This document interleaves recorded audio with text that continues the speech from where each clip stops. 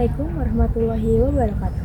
Perkenalkan, nama saya Helani Sirait dengan NIM 230311133. Di sini saya akan memaparkan tugas CBL mata kuliah kultur jaringan dengan dosen pengampu Bapak Lukman SP MFI. Nah, pertama-tama di sini saya akan menjelaskan apa sih itu kultur jaringan. Nah, kultur jaringan adalah teknik perbanyakan tanaman secara in vitro dengan kondisi yang aseptik dalam laboratorium. Tujuan dilakukannya kultur jaringan itu untuk memperbanyak tanaman secara cepat dalam waktu yang singkat, menghasilkan tanaman yang sifatnya sama dengan induknya, dan menghasilkan tanaman yang bebas hama dan penyakit. Nah, selanjutnya yaitu syarat dalam pemilihan planet. Dalam memilih planet, kita harus memilih planet yang sudah memiliki akar, batang, daun. Lalu memilih planet yang bentuknya seragam dan planet yang bebas dari hama dan penyakit. Nah, selanjutnya itu langkah sterilisasi.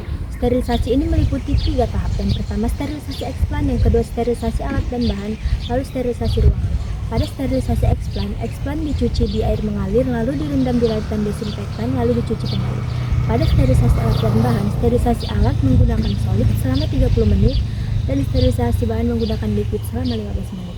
Lalu yang ketiga, sterilisasi ruangan, yaitu dengan menggunakan laminar air flow atau LAF. Selanjutnya, kelebihan dan kekurangan kultur jaringan.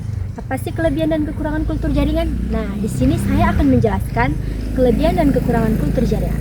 Kelebihan kultur jaringan yaitu dapat menghasilkan tanaman dalam jumlah yang banyak dengan waktu yang singkat, menghasilkan tanaman yang sifatnya sama dengan induknya, dan menghasilkan tanaman yang bebas dari penyakit, hama, dan penyakit.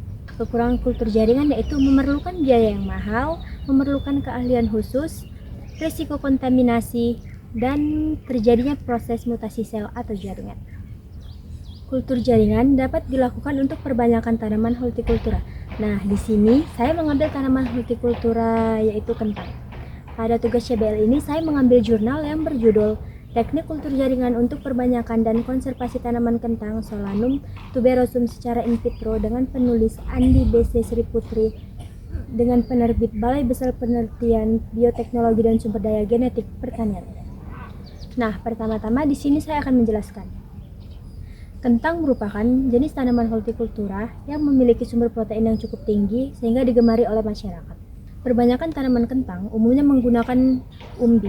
Namun, terjadi beberapa kendala pada saat perbanyakan tanaman menggunakan umbi. Maka diberikan solusi yaitu perbanyakan tanaman secara in vitro atau kultur jaringan. Pada penelitian ini, perlakuan yang dipakai yaitu media setengah K05 sebagai kontrol, setengah K05 plus manitol 2% sebagai perlakuan, eksplan kentang Solanum tuberosum dengan 10 varietas yang berbeda, yaitu varietas kelanting kayu, Maglia, Intan, King, Muhammad Joto, Granola Kledung, Revita, Granola Lembang, Vega, dan Agria. Adapun langkah kerja pada penelitian ini yaitu pencucian dan sterilisasi media, pembuatan larutan stok media kultur kentang, persiapan bahan eksplan, penanaman eksplan, dan pemeliharaan biakan.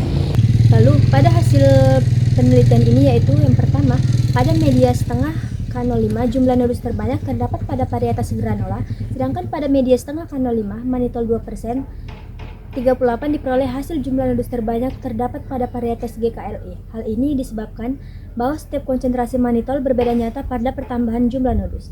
Lalu yang kedua, jumlah pucuk yang paling banyak terdapat pada varietas granola dan jumlah pucuk yang paling sedikit terdapat pada 39 varietas Vega dan Agria. Sedangkan pada media setengah K05 manitol 2% diperoleh hasil yaitu jumlah pucuk yang paling banyak terdapat pada varietas Muhammad Joto dan jumlah pucuk yang paling sedikit terdapat pada varietas kelenting kayu. Yang ketiga, hasil penelitian 10 varietas kentang dan faktor penambahan manitol pada media pertumbuhan berpengaruh sangat nyata pada karakter jumlah akar terbentuk. Varietas Intan menghasilkan jumlah akar terbanyak dibandingkan kultivar lain pada media setengah K05 yang diuji.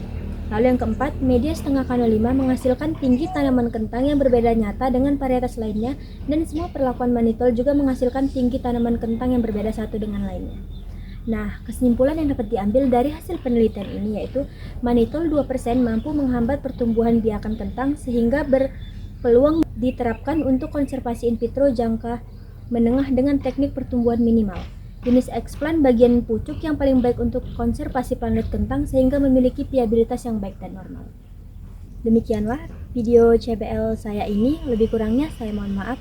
Wabillahi taufiq wal hidayah. Wassalamualaikum warahmatullahi wabarakatuh.